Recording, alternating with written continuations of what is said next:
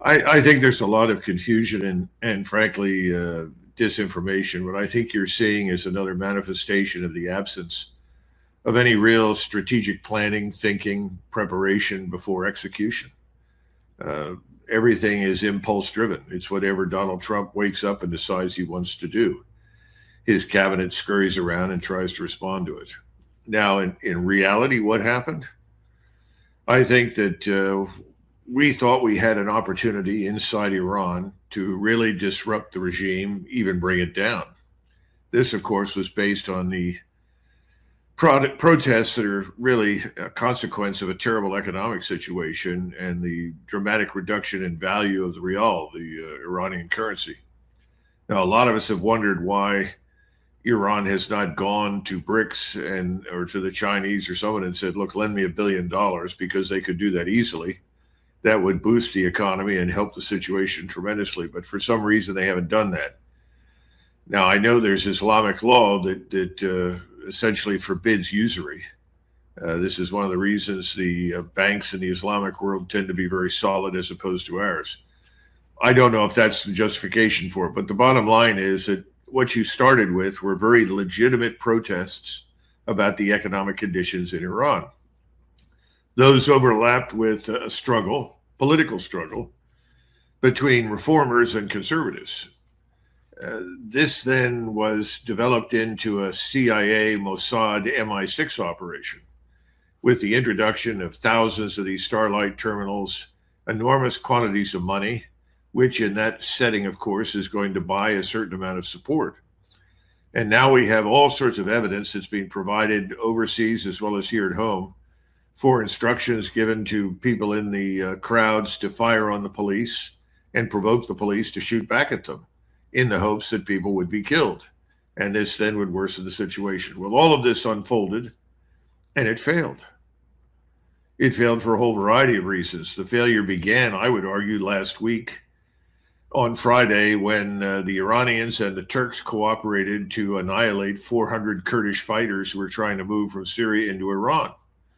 I Hmm. don't think the Mossad or the CIA anticipated that, but I think that's a very important development. There's a growing appreciation in Turkey for the criticality of stability and unity in Iran. The two states, for different reasons, have been competitors and sometimes enemies over 1,000 years, but both are civilizational states. We need to understand that. Americans don't have any idea what that means. Iran is Persia. The Persian Empire has been with us for 2,500, 2,600 years. They have a unique civilization and culture. So do the Turks, for very similar reasons. The Turks came out of Central Asia. They're not Arabs. Anyway, the point is that both of these states are not going to help us or the Israelis destroy one or the other Hmm. because they see their survival as civilizational states at risk. So what's happened is that the Starlight terminals were largely picked up, confiscated. The Chinese assisted technically helping to suppress and jam these things and the satellite connections. I think the Russians have helped in whatever way they could, but the point is, I think President Trump was told that this was a golden moment in time, which would allow him, with very little effort, to topple the government. That failed miserably. Secondly, once it became clear that failed, I can't prove this, but I suspect the chairman of the Joint Chiefs, General Kane, probably told him, if we're going to do this, we're going to need more firepower because what we anticipated has not happened. In other words, the country is not imploding. Its armed forces are intact. Its integrated air and missile defenses are intact, and so forth. And I think at that point, stories were spun out to explain why now suddenly the attack was off. And remember, President Trump tried to persuade people, well, they've stopped killing, and I told them I didn't want them to kill. Give us a break. There's no evidence that Trump gives a damn about who lives or dies in the Middle East, least of all Iran. Hmm. So I think that's just nonsense. And I think they had a Pakistani diplomat insists in his discussions with the Iranians that they told him that they informed Trump that they were scaling back on the killing. Now, maybe that was true, but I don't think it's killing in the sense of what you saw in the riots. think it's really executions of fifth columnists, Mm-hmm. people that betrayed their country and sold out principally to Mossad, because you had, according to Mr. Pompeo, lots of Mossad agents out in the audience. Well, gosh, what a shock. Right. So I think they probably told, it could be that President Putin, because supposedly the Russians have had their hand in advising them, said, listen, scale back on these executions for the moment. Yeah. Even though we tolerate these kinds of executions in Saudi Arabia and any other places all the time, and Trump never expressed any concern about the loss of life in Gaza. So who knows? But I think the show is on. You have to look at the Lincoln Carrier Battle Group. It's still on its way to the region. We may see a second show up. I wouldn't be surprised. Mm-hmm. So I think the war is definitely on the agenda. And I don't see any evidence that Mr. Netanyahu is relenting. This is his golden moment. Either he acts and gets the full support, unconditional support of the United States Armed Forces and wins his war in his mind, or he loses. Yeah. There was an odd earthquake in Israel yesterday. I don't know if you heard about this, a very short, odd earthquake that people are reporting happened right at where Israel would potentially be keeping nuclear weapons, that perhaps they were doing a test. They'd also had reportedly said that there was going to be an earthquake drill at the very moment that that it actually happened. Like they could predict, they knew when this earthquake was coming, which we don't have that kind of technology at this point to know when earthquakes are coming unless you're causing the earthquake. So do you think that Israel is preparing to go nuclear against Iran? Well, there's a lot of evidence to suggest that that could have been an underground nuclear test in the vicinity of Dimona, which is the region you're talking about. Mm-hmm. But we don't know. And you're not going to get the truth out of the United States government, which is essentially in the grip of Mr. Netanyahu and his billionaire donors in the United States. So I don't think we're going to find out the truth on that subject. Just keep in mind from the very beginning, and I'm not the Lone Ranger, I've said this several times, there is always a danger that if things go south for the Israelis, that they will turn to a nuclear weapon. Yeah. We estimate they have between 250 and 300 nuclear warheads potentially. I don't know how many launchers. Some of these are on submarines. They had several Dolphin-class submarines the Germans gifted to them that were modified to carry cruise missiles with nuclear warheads. They can also deliver these from missiles on the ground. They can deliver them from F-15s to F-35s. So they have that capacity. And, this is something that the Turks have addressed, actually, obliquely. Even Mr. Erdogan publicly said, we know what you have, and we're not afraid. Well, the reason he's not afraid is that for years, and we're going back 30 years, the Pakistanis have promised the Turks a nuclear weapon if they need it. That's always been available to the Turks. And obviously, what a catastrophe that would be for the Middle East if the Israelis were arrogant and stupid enough to use a nuclear weapon.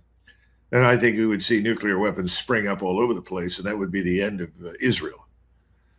So I hope that that's not going to happen. But I don't see any evidence. Maybe you do, Kim. I don't see any evidence that we have any real influence over Israel. I see a lot of evidence that Israel has huge influence over us. Yeah. Yeah. And I think they are crazy enough to use a nuke. I mean, I don't put that outside of the realm of possibility. Their behavior has shown that they don't value human life to the level that one would expect of a Western democracy that they claim to be. But Iran, reportedly, there's also a bunch of hypersonic missiles pointed at Israel right now from Iran. Mm-hmm. And what's Israel's defense? I mean, Israel's a tiny country. Iran's massive.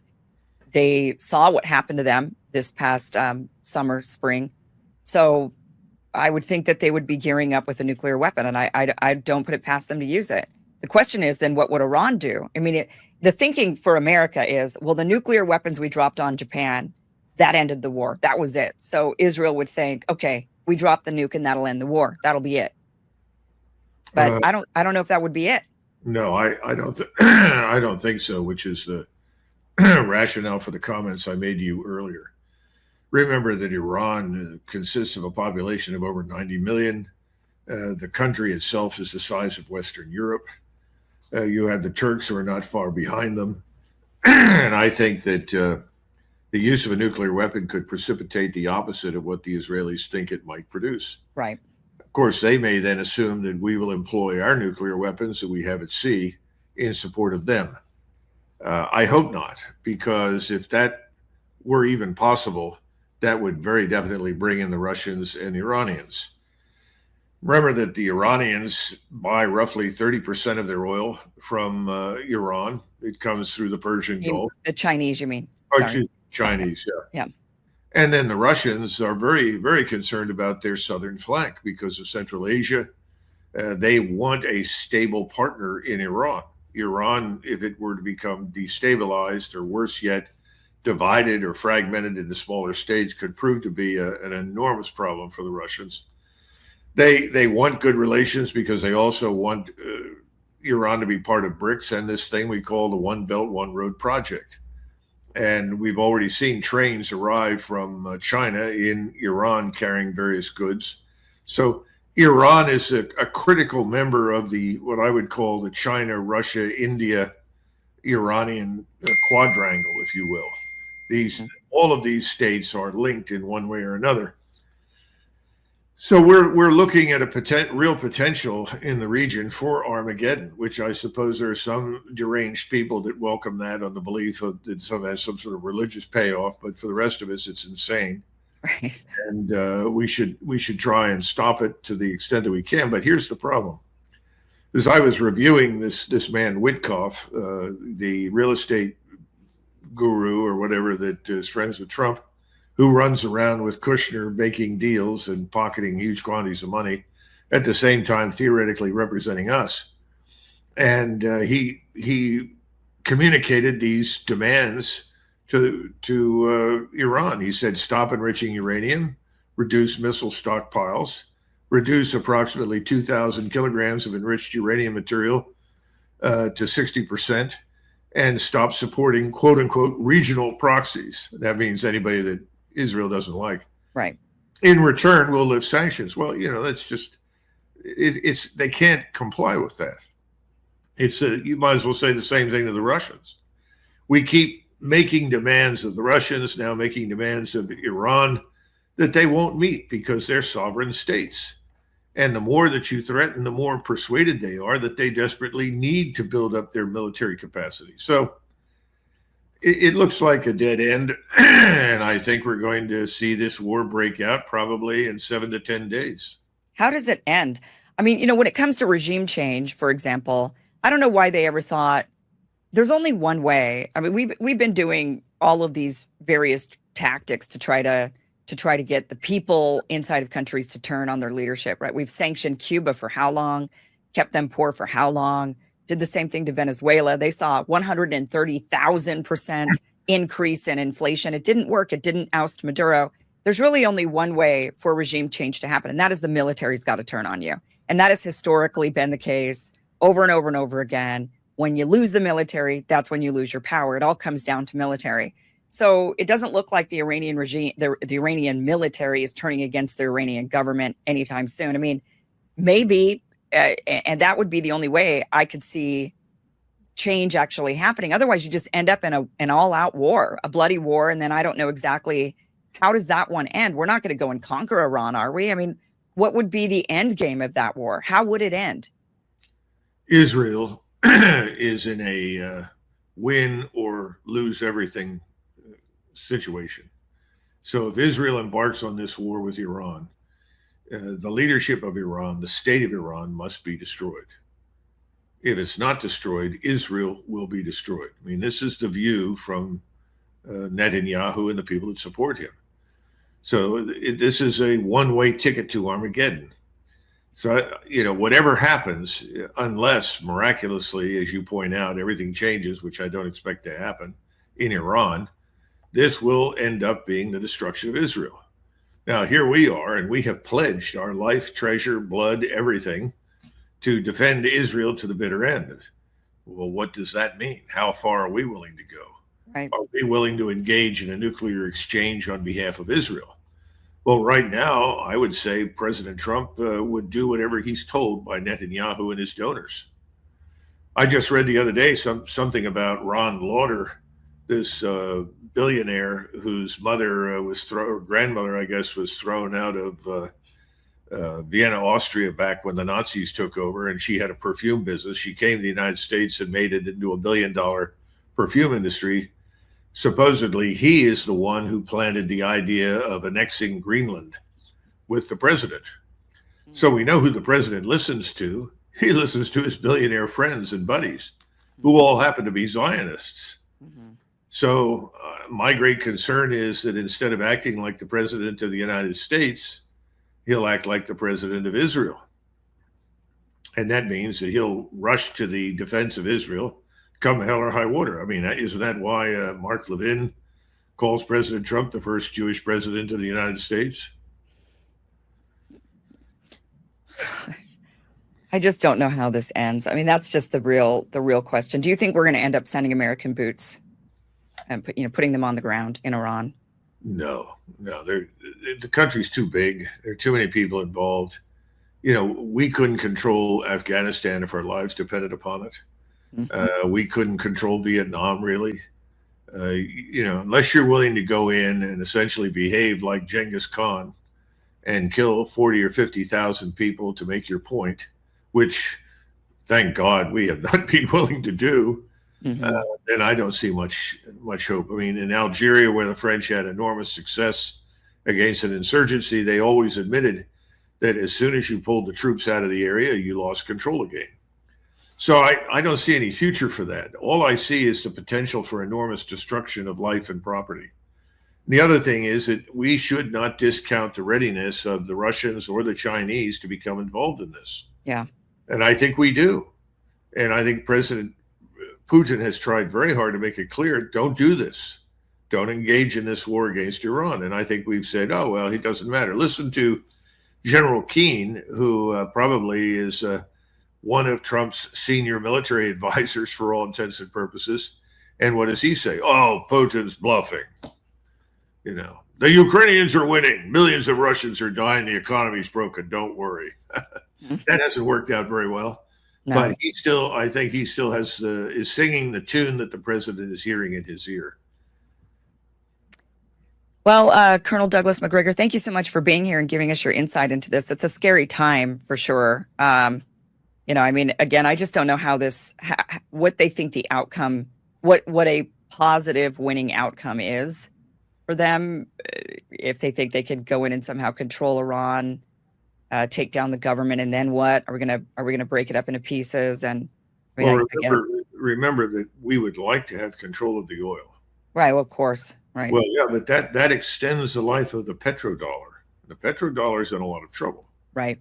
Without petrodollar, you cannot borrow in perpetuity. We want to continue to borrow in perpetuity. So there are a lot of other things going on. That's why the Iranians know exactly what the game is. And we think we're going to have a win in Venezuela. Now we're going to send private contractors down there to protect the oil drilling rigs from being attacked by the locals. Yeah. Good luck with that. I mean, you know what private contractors end up doing? They're mercenaries. Mm-hmm. That is a recipe for corruption on a scale that we don't even want to think about. It looks like the 30s, go in and rescue international fruit, send in the Marines or something. Yeah. I don't think that's going to work very well in Venezuela. I think all of this is going to come apart. In the meantime, just turn on the returns from the various bond markets, listen to the economic analysts, and they all tell you we're headed into bubble bursting territory. Yeah. Which bubble do you want to go first? Commercial real estate, private real estate? I mean, we could spend all kinds of time. So one of the things that could get in the way of everything that President Trump wants to do is fiscal reality. That may save us. Right.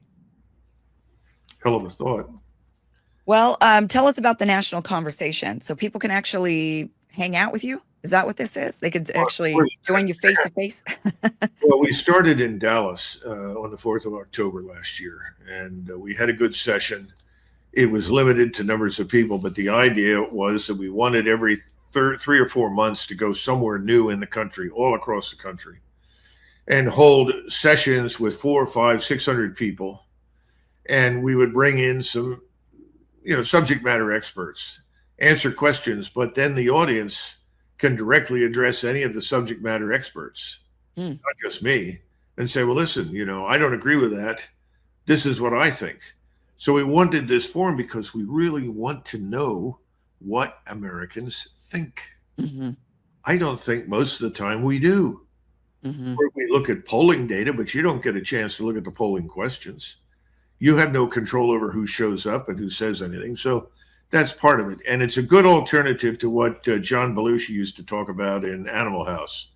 When things get bad, what was John Belushi's solution? Drink heavily. Come to the next event that we are having. We're putting together 3 more cities. We'll have that out soon. And don't drink heavily. Come and show up and express your views. I think we can say that the United States, and that is President Trump, has lost a strategic initiative. If you look at this current extension to a 2-week pause, which is effectively what it will be, that is about as genuine as printing Indian currency in Pakistan. This has nothing to do with peace. It has nothing to do with peace talks. This is all about replenishing our stocks of ammunition, the exotic missiles and rockets and so forth that we expended early on in this campaign. We think that we spent somewhere between 12 and $16 billion in one of the most intense air campaigns in American history in the first 3 or 4 days of the fight with Iran. So I think it's fair to say we're in a lot of trouble. There are certainly recriminations going back and forth. There is no doubt that President Trump has to assume responsibility for the fact that he listened first and foremost to the Israelis and certainly did not pay much attention to people here in the United States that warned him not to do what he's done. Yeah. Are you suggesting that there were some people who wanted to not have this war and advised as such to the president and he did not listen to them? Because we have not heard something like that, coming out of American reports. Yes, I think so. Obviously, I've known him for a long time. And, I advised him when I last spoke with him not to do a lot of things, to end the war in Ukraine quickly. While I was working for him in 2020, I said, Iran is a potential strategic partner. We should not look upon them as the enemy and so forth. All of that fell on deaf ears. Remember, he surrounded himself with these New York City billionaires who are all very loyal to the Israeli agenda. And he took a lot of money from these people in order to be elected as president of the United States. So I think when he was elected, he knew that at some point he was going to have to deliver on the promises he made. So I don't think he was really fully apprised of what was going on. Iran, a nation of 93 million, half the size of India, is not going to surrender to anybody. There's no reason why they should. They can absorb a lot of punishment, and they have. And they've demonstrated a new way of war, the 21st century way of war, which is linking space-based intelligence and reconnaissance to numerous strike weapons all over the country, enabling them in the space of a few minutes to concentrate enormous firepower wherever they want to put it. That's why any talk right now about invading Iran is absurd. Any talk about seizing islands in the Persian Gulf is an invitation to disaster. Yeah. No one has to sit on those islands to defend them. They can attack them from numerous locations inside Iran. Okay, go ahead. Because he was on the point of the missiles, Abhishek. There's a report and different reports coming out. I have one specific report, and because he's a war veteran and he knows a thing or two about these missiles, I have a report here with me, Colonel, and I'm going to read out a few details from this report. It's a UK a research think tank called RUSI, which has put out the report specifically on Israel. The Arrow 2 munitions depletion date projected 27th of March, which is today, which means they will have no more Arrow 2, Arrow 3 missiles. Defensive, the THAAD's projected depletion date 3rd of April 2026, as per the UK think tank. Offensive, the Blue Sparrow air-launched ballistic missile, projected depletion date 5th of April 2026. David Sling Stunner, projected depletion date 6th of April. Rampage supersonic missile, projected depletion date 9th of April. And it goes on and on. What it tells you, and it corresponds, Abhishek and Colonel, with the pictures that are coming out of Tel Aviv. We don't see pictures of the Iron Dome or the interceptions happening anymore. There seems to be a real problem that Israel is facing. Yeah, I'm familiar with the report. I read it. If anything, they're being generous in that report to all of us. Israel's position is extremely delicate right now. They have virtually no air and missile defense whatsoever. 8 out of every 10 missiles and virtually most so-called drones are penetrating without opposition. So Israel is really in very bad shape. Now, as far as we're concerned, we need to keep in mind that all of the very expensive radars that we had installed across the region have been destroyed, which means we have great difficulty picking up on a lot of these missiles that are shot at us until, frankly, they're almost on top of us. And then finally, remember that we're 7,000 miles away from the United States. So when you're replenishing your stocks, which is what is happening right now in the theater, the replenishment has to come from the United States, thousands of miles. Then it has to be loaded. It has to be loaded onto aircraft, loaded onto ships. All of this takes time, and that's what this pause is all about. And I think then there will be an attempt to launch what they hope will be a war-winning offensive. And I don't think it's going to turn out that way at all. I think this is something for which the Iranians are prepared for over 20 years. And the Americans did not? No, of course not. You know, our manufacturing base has shrunken dramatically. We don't have the capacity that we did 40 or 50 years ago to surge production.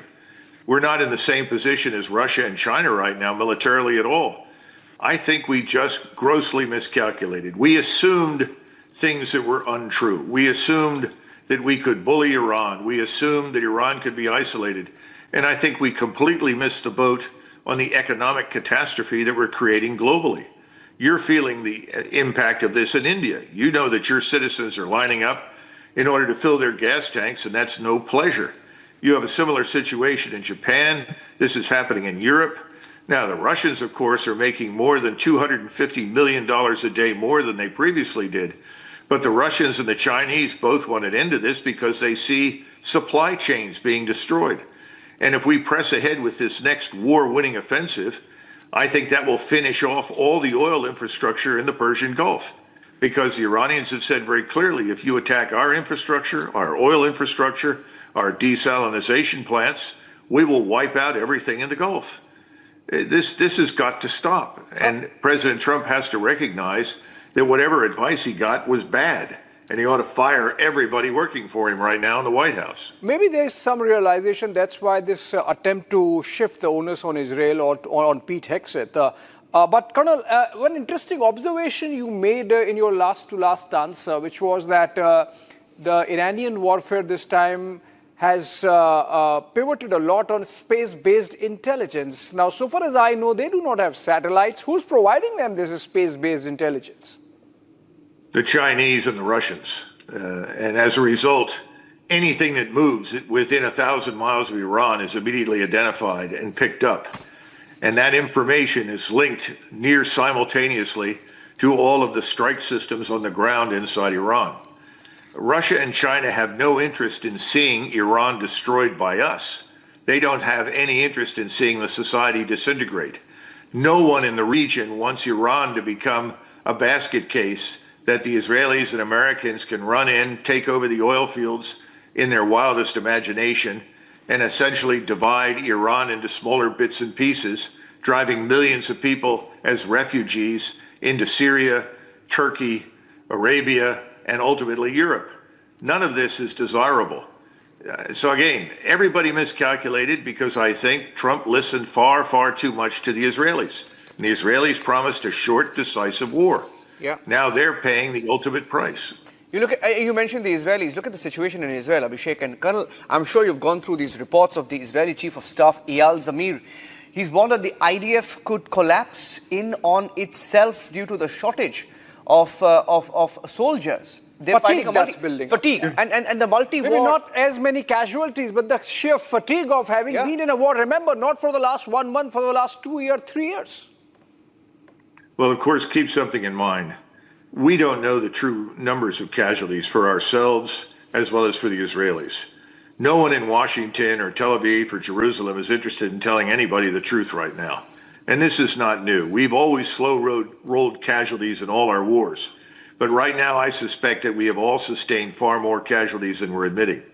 As far as the Israelis are concerned, they've depended very heavily on air power for their military strength.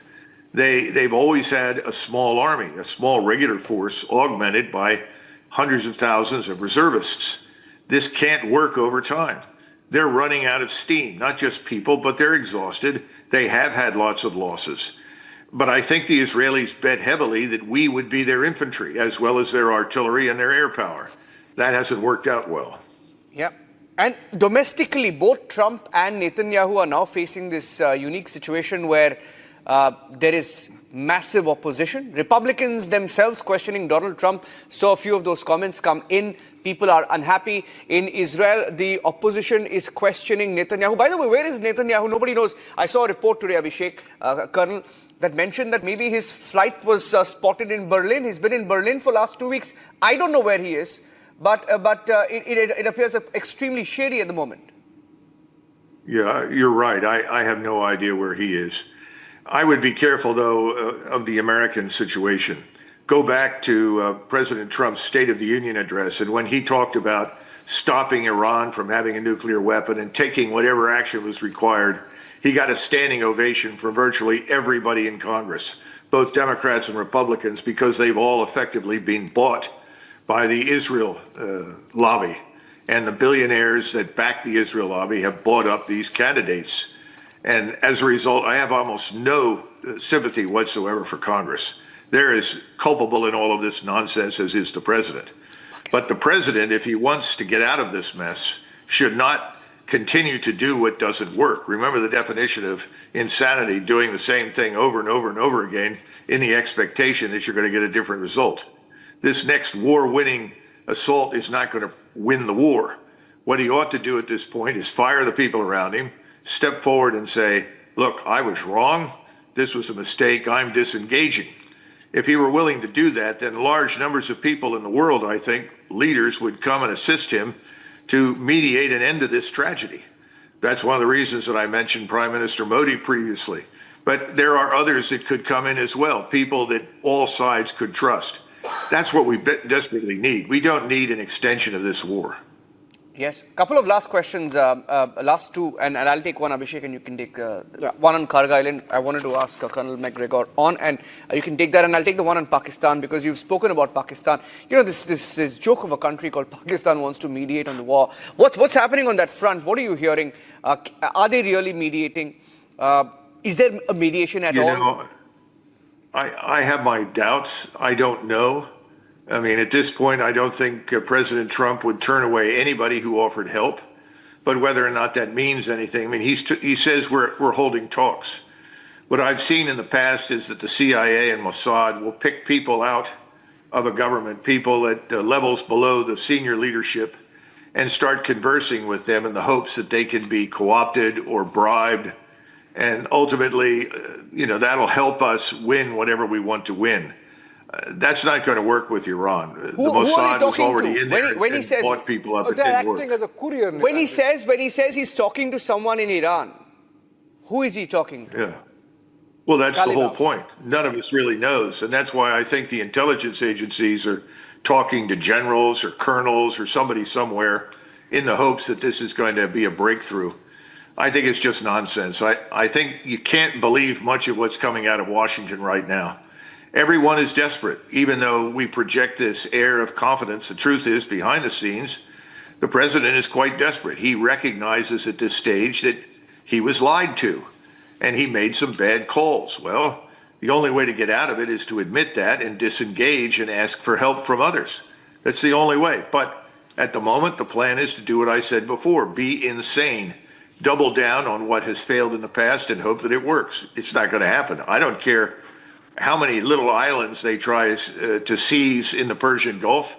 You put people on an island that's perhaps 14 or 15 square kilometers and a few intermediate range ballistic missiles or tactical ballistic missiles and drones, and everybody on the island is dead. This is not 1944. This is not 1984. This is 26. Warfare is different. It's changed.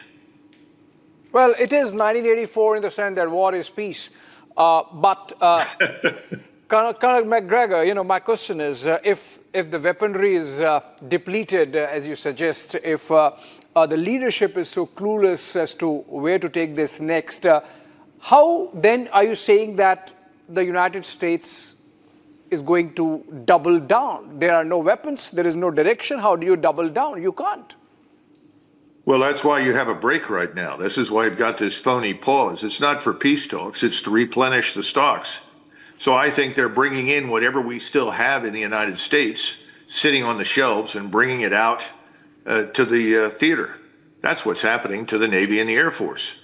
And at the same time, whenever air campaigns fail historically, we then turn to the use of ground forces. That's what happened to us in Vietnam with Rolling Thunder. I went through this during the Kosovo air campaign. It lasted 78 days. And by 60 days into the campaign, it was obvious it wasn't working. And there were tremendous efforts to try and press President Clinton to commit ground forces. Ultimately, he refused to, and instead we managed to bribe the Russians to pull the plug on Milosevic in Serbia and end the campaign. This is a dumb idea. Anytime you go into any fight and you take the approach that you're going to use air power only because you don't want casualties, you're setting yourself up for failure. Colonel Macgregor, you just gave, half a dozen of the list of 83 attempts or successes that the United States has had on regime change, this time perhaps failing, But I think we are not yet over with the conversation. We'll continue to have that. Thank you so much for joining us tonight as we broaden this debate with other panelists on our program. Yes. Nilanjan. Thank you. Thank you, Colonel. Well, thank you. Good luck. Good luck. Thank you very much.